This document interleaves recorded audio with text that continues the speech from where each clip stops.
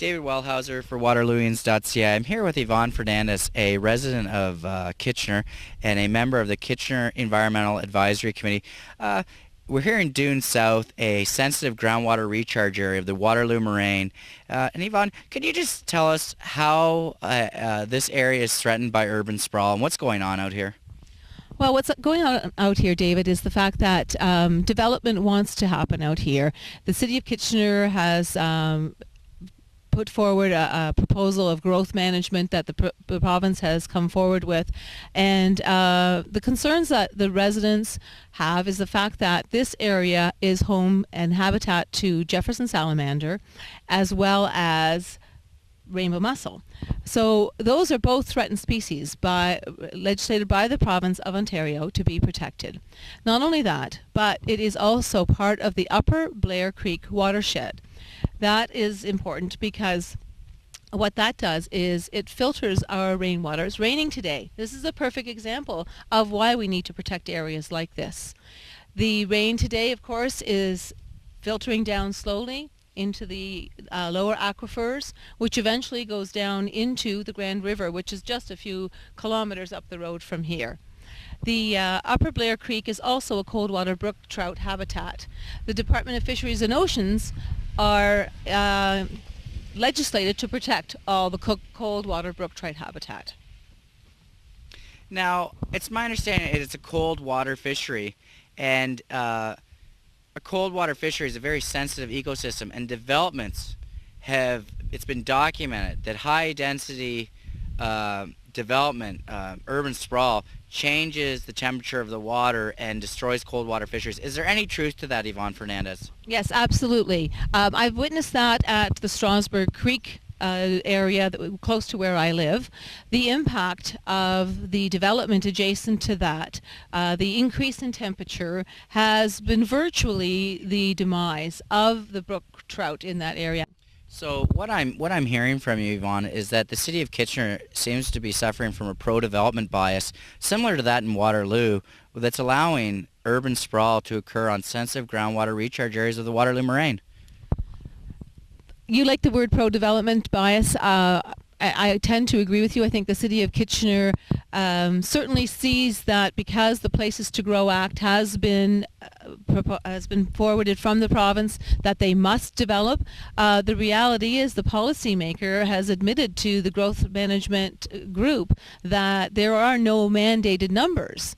So, and Guelph said no to the amount of development. There's no reason why Kitchener cannot say no to the amount of development that was projected for them. Now, it's my understanding, Yvonne, and correct me if I'm wrong, and I have attended Kitchener City Council to speak to this important matter on more than one occasion, but it's my understanding that all the studies haven't been done around development here, and that the developers, I think, sensing maybe that this was too valuable land to allow to go down to urban sprawl, they've used statutory limits to try to force the City of Kitchener into allowing them to develop. What's going on with this?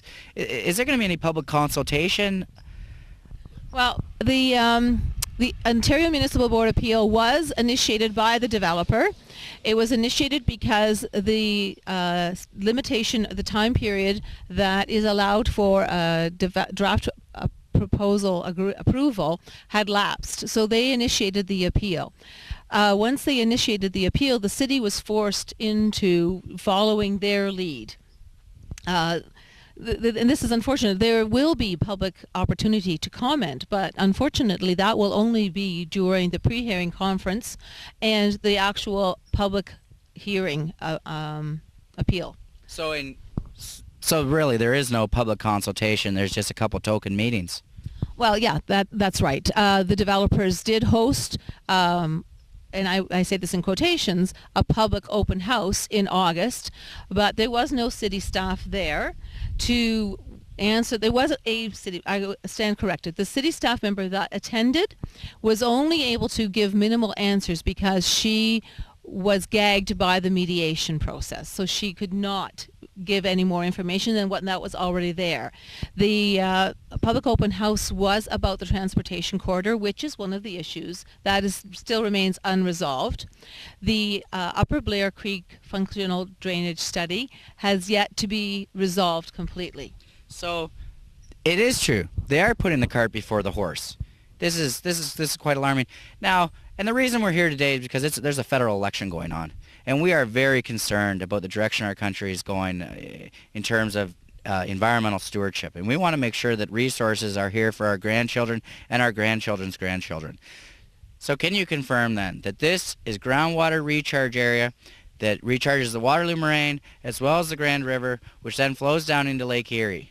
So that is a fact? That's a fact. There are 2 provincially significant wetlands just off of this road, Stauffer Road, PSW 33 and PSW 34.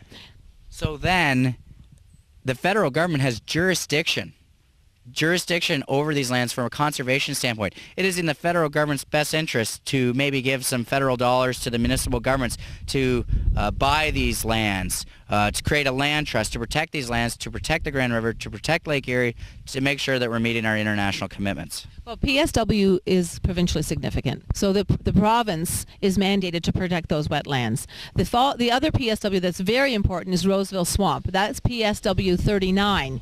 That is highly significant because it filters the water that goes directly into the Grand River. So yes, if you're saying federally they need to be responsible as well, the Grand River is a federally protected waterway as I understand it.